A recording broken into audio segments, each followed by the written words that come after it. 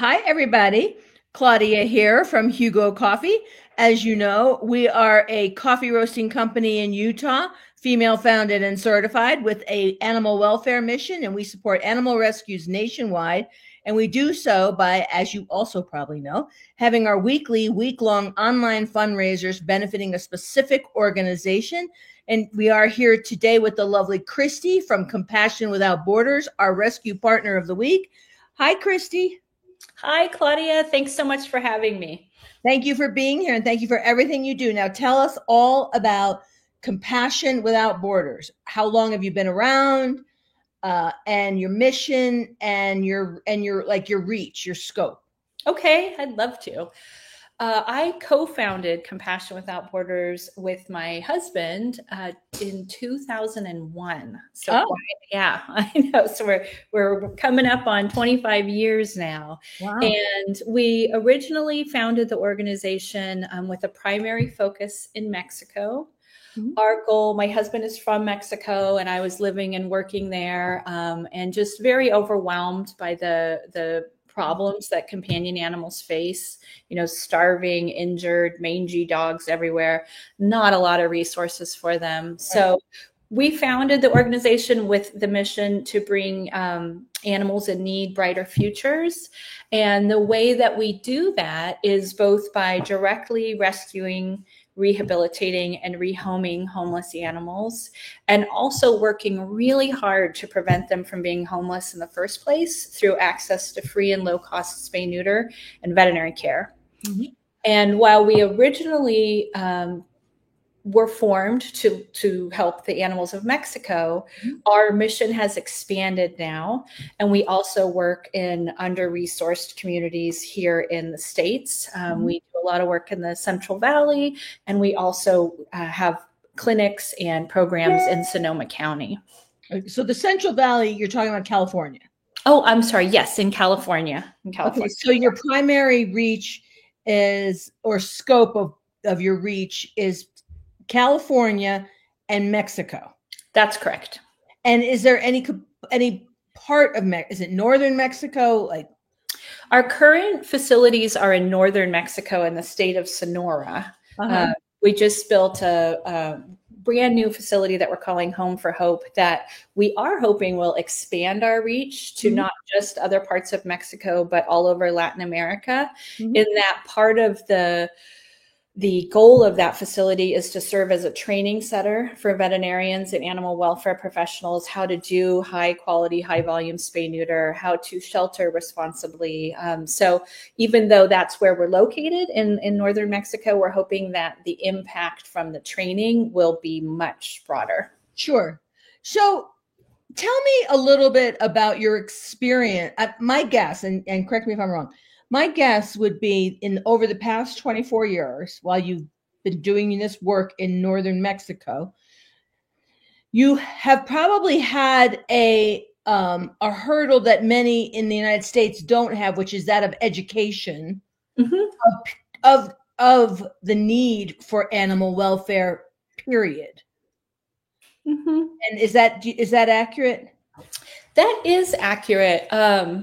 I'd say when I first started, I used to have people tell me it was kind of like where animal welfare was 20 years ago in the States. And I don't know if I think that's true. I think there's different barriers and opportunities to educating the public. Uh-huh. For example, when we first started doing our free spay neuter clinics down there, people told us that there wasn't going to be the culture for it. So it was nice that we were offering access to free spay neuter, but it wasn't going to be like in the States. People just didn't really know about it. Right. It wasn't going to be as well accepted. And that's not what we found. From Oh, our very first clinic 24 years ago, we had lines of people around the block trying to get access to services. It might be for different reasons, you know, like it is just inconvenient to have your dog keep getting pregnant and keep having puppies. and expensive. And expensive, and your male dog is roaming, and he's maybe a little more aggressive. So the motivation may not be necessarily the same motivation that others might have to spay neuter, but they're motivated, and Right. there's just not access. But then there's other educational issues that are different. They sometimes in Mexico, people will put motor oil on their dogs when they have bad mange.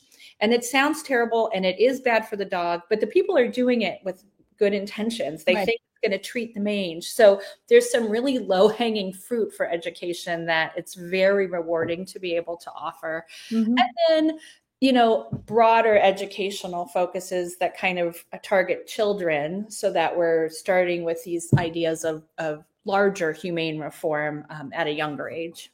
Now, I don't know if this is too broad of a question, but are dogs and cats in Mexico, I know they're considered pets, but are they considered indoor pets? It varies. So not always. So there's a lot of dogs, like a lot of the dogs and cats, but people mostly notice the dogs that are on the streets of Mexico. They do have owners. They're just, the owners let them roam. They're roam. Maybe they don't have a fence. Maybe, who knows what it is, but they let their dogs roam. And those dogs often are outdoor dogs. And then even people that do have a fence and maybe have a dog in their yard, a lot of them do keep them outside. But we have a lot of our clients, we have a free clinic down there. A lot of our clients, they come in with the poodle with the dress on, that's sleeping in the bed with them. So there's a range, but I think you might be correct in that a larger percentage have animals that don't necessarily live inside like we have in the States. Well, you've already educated me about something I didn't realize. When I travel in Central and South America and I see all the dogs on the street, what I presume to be on the street, but they're actually likely not on the street, meaning they're not strays. They're actually a pet of somebody. They sure can be. It's very common for people to let their animals free roam. And then, of course, there are street dogs, but even times those street dogs usually have like a kind-hearted person that's putting out food, or, they live around a area with restaurants and they'll get scraps. So even when they're not like technically owned, there are often people who are kind of watching out for them. Yeah, I just think this is, I know you probably didn't get any kind of prepared questions like these, but I'm just really interested. Oh, it's okay. In your work in Mexico, because it's teaching me something. Like when you told me 24 years ago, you had your first spay neuter clinic and you had a line around the block, I would have presumed the other thing.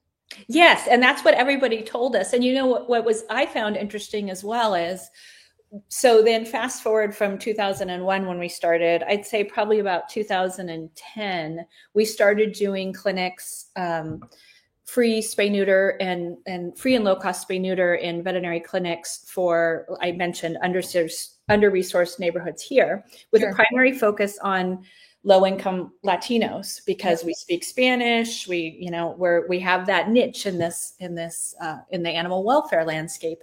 And when we approached partners here about it, they also told us the same thing. Like, well, that's a cute idea, but I don't really know if our communities. And again, like the demand is so far outstrips our ability to provide it. The clinics here, we start seeing animals at 8 a.m. It's first come, first served. We'll see 100 animals in a day, and people start lining up at like 10 p.m. the night before to get their animals a spot at our clinics. So the demand is huge in these communities, and it's really just access that they're lacking. They can't afford a $2,000 spay. Sure. So that's extraordinary. That's extraordinary. The impact you're having is extraordinary in all the communities in California as well as in Mexico. So am I correct in the focus, a big focus of your organization is spaying and neutering? Yes. Yeah. I think that is something that really separates us from other animal rescue groups, is that we are, don't get me wrong, I'm a hardcore rescuer at heart, But we're equally focused on getting to the root of the problem through access to care and spay neuter, because somebody once said, rescue is kind of like mopping the floor and spay neuters turning off the faucet. So Exactly. we don't want all these suffering unwanted animals. So it's a huge part of our mission and our passion. I think it's fantastic. Oh, thank you. Because the impact is tenfold, hundredfold. I mean, the impact of what you're doing is tremendous. We love all rescues, right? We love adoptions. We love foster to adopt. We love, all that. We love spay, neuter, vaccinate, prepare for finding your forever home, that kind of thing. Of course, we love that. I mean, of course. But the impact is in spay, neuter. Yes, it's spay neuter. And I would also say in access to just affordable and low cost veterinary care, because we find that I've been a shelter veterinarian for almost 20 years now. And you'll find that a lot of times people are having to surrender their animals because they can't afford basic veterinary care. Right. So by providing access to care, you're keeping animals healthy and in the homes with the people who love them. And I think, you're creating more equitable communities, because the benefits of companion animals shouldn't be limited to only people of a certain socioeconomic privilege. So it's just access to care is something we're also very passionate about. I think it's tremendous. I just think it's tremendous. And the other thing, which is also something we try to bring up, because I kind of had this attitude when I first started. I used to run a rescue for a short period of time. It wasn't a good fit for me, because I wasn't great with the origin stories of the animals. I'm really terrible with abuse and neglect, and I can't. I just love animals and I want to help them. So, okay, I'll have a coffee company that does it. Yeah, that's great. But I had an attitude, as probably a lot of people, ignorant. I was ignorant, even with my experience. I was still ignorant of the idea of rehoming, like surrendering animals. So of course I had an attitude that, you must be a bad person to surrender your pet. Yeah. So not true. No, absolutely not true. I mean, sure, there are some bad people in the world, but the vast majority of humans who are giving up their beloved pet are doing so under duress. Yes. And they don't want to. Yeah, they have to, because life circumstances have helped, because of circumstances. That's right. I think you bring up such a good point. And I think I hope things are kind of starting to shift in animal rescue and welfare. But I think there can be, because of what you said, because the abuse is so hard to see, or the neglect, or just an animal in bad conditions, there can be a tendency to start to sort of villainize people. Yes. And it's not helpful. No. It's not helpful. It's only going to make you mad and take away energy that you could be using to help more animals. And it's oftentimes based on, like you said, a false impression or understanding of what's even happening. And we don't know what's going on in that person's life. And, let's just focus on helping the animal here. So we really are intentional about, and we do get animals with some pretty rough histories, not focusing on anything negative about the communities we serve or the people, but just, this is the animal, we're helping them, let's move forward. Yes. All right. Now, Christy, give me an idea of, I know the numbers are big, but give me an idea on an annual basis, how many spay neuters your organization is responsible for in both locations? Between California and Mexico, we're doing about 7,000 spay neuter surgeries a year. And would you say that the vast majority of those spay neuters are of dogs? I would say we probably, now it's gotten a little bit larger. I'd say maybe now about 30% are cats. Uh-huh. So, and I'm really happy about that, because there's a huge cat overpopulation issues, almost worse in the States, cat overpopulation. Right. So it's been interesting to see the communities coming more and more with their beloved cats. So we do see some cats as well, but we only really rescue dogs. So to quantify that on an annual basis, so you said 7,000, And I remember reading a statistic, something like every neuter or spay of a dog prevents the unwanted birth of 7 dogs. Like, what's the? Yeah, I mean, so whenever I try to do that calculation, Yeah. I feel like it looks like I'm inventing numbers, I because know, it's like because they're you're huge. like you've prevented 3 million animals over the next, because it's exponential, right? So then Exactly. that one female is not going to have 7 puppies, and then each one of them is Right. not going to have 7 puppies. So it's mind blowing how much Yes. of an impact a single surgery can have. Yes. And then you do it to a cat, and then you've got even more. Yeah, yeah, The absolutely. cats just bang out kitties like crazy. They really do. I know, they really Yeah. do. Yeah, it's a very important and impactful way to address animal overpopulation. It's really the only way. I know, and I'm just thrilled to support. I'm thrilled again. I'm not no disparagement here. I'm thrilled to support all of our partners. We love Sure. all of our partners, but I'm really thrilled to support an organization that focuses on mostly on spay neuter and Yeah. education around spay neuter, for populations that clearly want it. Yes, Like, so don't assume they don't want it. that's right. They want to spay and neuter their animals, but there's barriers, and those barriers tend to be lack of access and money. That's exactly right. And it's really nice for me to have you excited about this, because I think most people are much more interested in the darling little mangy puppy that we pulled out of a garbage pile and now is living the life in Sonoma County. And we all love those stories too. But I think that it's not everyone that gets as excited about the preventative side of work. So thank you for acknowledging that. So, like, for example, I love to watch the TikTok.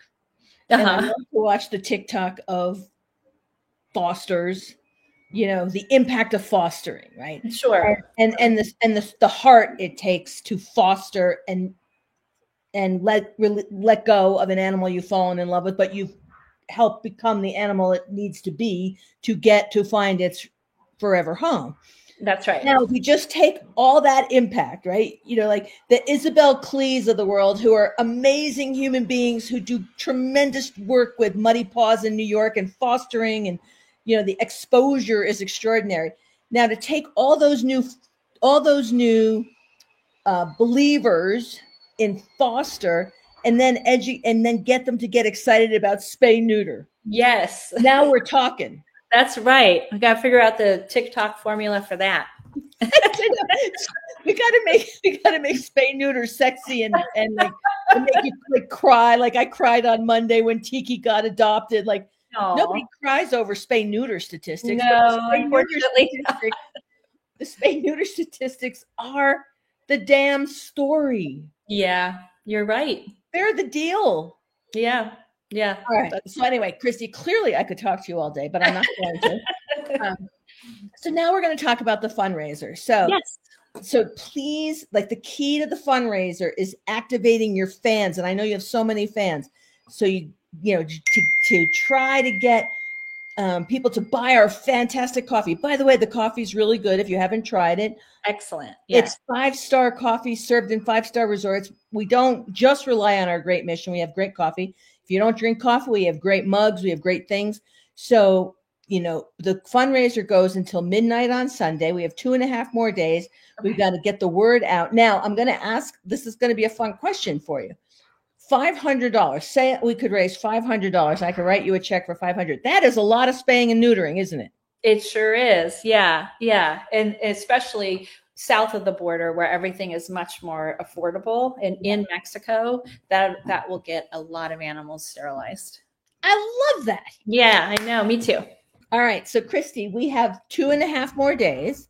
So okay. We got to get the word out, get your fans, our fans, everybody to buy, so that we can write you a big old check on Monday and spay neuter as many animals as we can to have even that multiplier effect and impact. Yes, we are. We're gonna get our fans to buy your great coffee, and we're so grateful for your partnership and for the donation. And it's going to make a really big difference for the animals that we serve. Well, we're so thrilled to support you. We're so thrilled to support your organization. The work you're doing is tremendous. The impact is extraordinary. You've been at it 24 years. That's so many animals that you have prevented from being born into a life of abuse and neglect and unwanted births. So congratulations. Keep it up. We're so proud and happy to support you. And you have a wonderful weekend. Okay, you as well. Thanks for all you're doing for all the rescues and all the organizations you help. It's a lovely way to serve the mission. Thank you, Christy. Okay, thank you. Bye.